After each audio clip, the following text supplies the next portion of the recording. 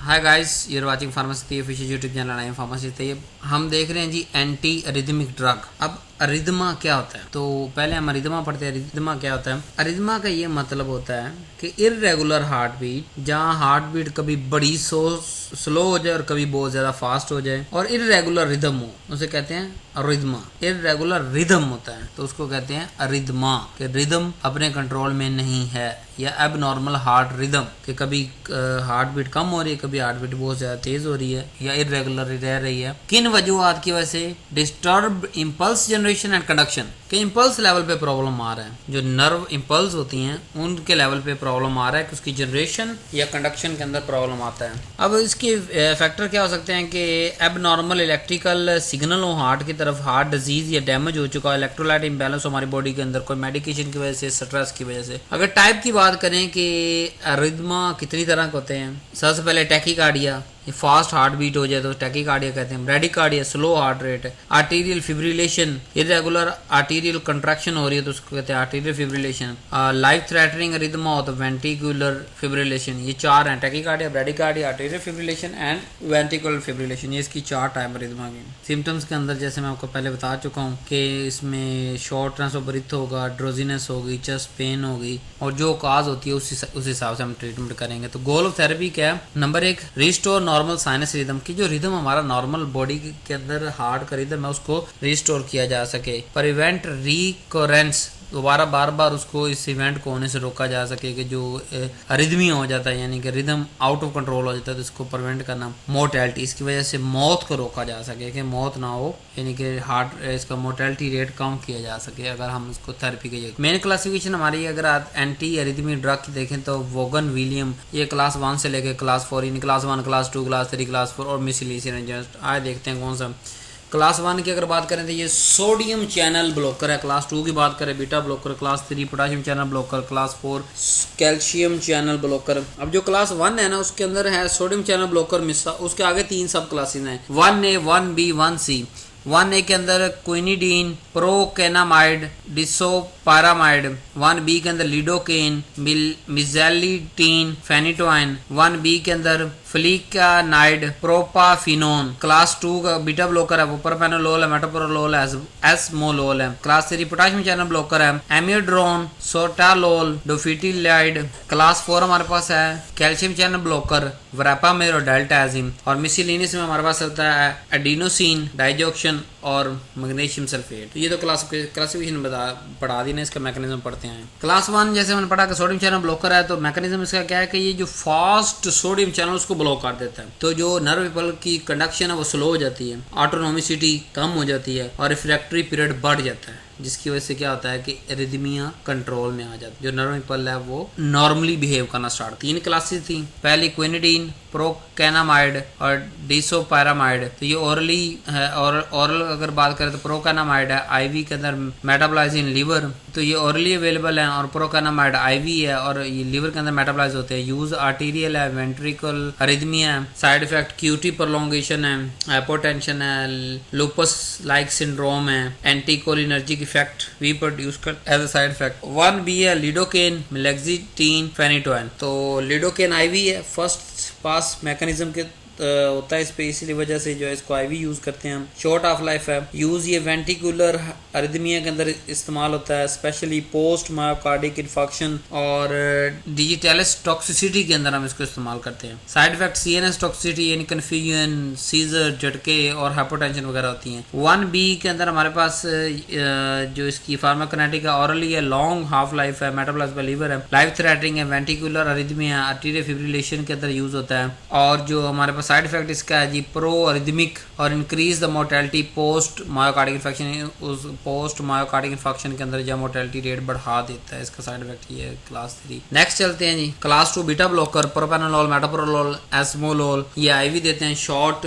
Acting है। Mechanism क्या है कि ये बीटा 1 ब्लॉकर को ब्लॉक करते हैं, जिसकी वजह से एसए और एवी नोड के ऊपर जो ऑटोमेसिटी है वो और कंडक्शन कम होती है, तो जैसे कंडक्शन कम होगी वो नॉर्मल बिहेव करना शुरू कर देंगी। और फार्माकोकाइनेटिक ऑरली है, वेरिएबल बायोअवेलेबिलिटी है। और एस्मोलोल जो है वो आईवी और हाफ लाइफ तकरीबन 9 मिनट तक है। यूज क्या होता है कि सुपरा वेंटिकुलर टैकीकार्डिया के अंदर ये यूज होता है बीटा ब्लॉकर। रेट कंट्रोल इन आर्टीरियल फिब्रिलेशन के अंदर रेट को कंट्रोल करने के लिए बीटा ब्लॉकर यूज होते हैं।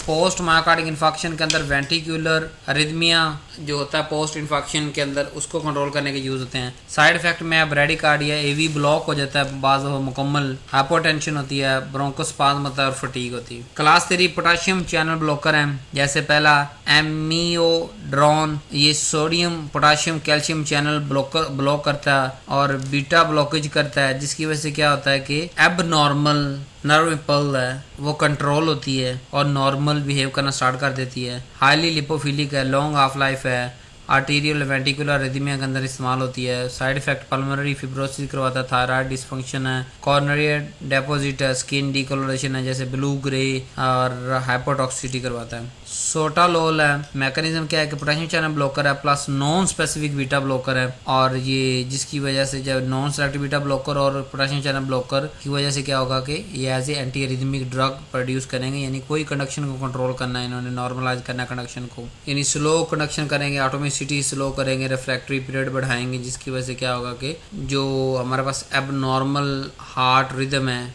वो इम्पल्स जनरेशन या इम्पल्स कंडक्शन के दौरान जहाँ भी अरिथमिया का शिकार हो रहा है उसको जो है वो कंट्रोल करेंगे हम। नेक्स्ट हमारे पास है जी डोफिटिलाइड, तो ये प्योर पोटेशियम चैनल ब्लॉकर है, कोई बीटा पे इसका फंक्शन नहीं होता और प्रलॉन्ग जो है इसकी ड्यूरेशन होती है। यूजिंग की बात करें तो आर्टीरियल फिब्रिलेशन के अंदर और फ्लटर के अंदर ये यूज होते हैं। साइड इफेक्ट जो है हमारे पास टोर्साडीज डी पॉइंटर्स इसके साइड इफेक्ट हैं। क्लास 4 कैल्शियम चैनल ब्लॉकर है, वेरापामिल डेल्टाजीन, मैकेनिज्म एल्टा कैल्शियम चैनल ब्लॉकर है, कहाँ पे एस और एवी नोड के अंदर, जिसकी वजह से कंडक्शन की वेलोसिटी कम होती है, रिफ्रैक्टरी पीरियड बढ़ जाता है और जो अरिथमिया है वो रिदम के अंदर चीज आ जाती है, साइनस रिदम के अंदर। ऑरल और हेपेटिक मेटाबॉलिज्म है, यूज सुपरा वेंटिकुलर टैकीकार्डिया या रेट कंट्रोल आर्टीरियल फिब्रिलेशन के अंदर रेट कंट्रोल करने का यूज होता है। साइड ब्रेडिकार्डिया एवी ब्लॉक हो जाता है, कॉन्स्टिपेशन वेरापामिल कॉन्स्टिपेशन करवाता है और हाइपरटेंशन होती है जी। मिससेलेनियस की अगर बात करें तो एडिनोसिन है जो कि एक्टिवेट करता है पोटेशियम चैनल को और कैल्शियम को इनहिबिट करता है इनफ्लक्स द एवी नोड के ऊपर। तो क्या होता है ट्रांजिएंट एवी ब्लॉक हो जाता है, वक्ती तौर पे एवी ब्लॉक हो जाता है, तो एवी ब्लॉक होने से क्या होगा कि जो एबनॉर्मल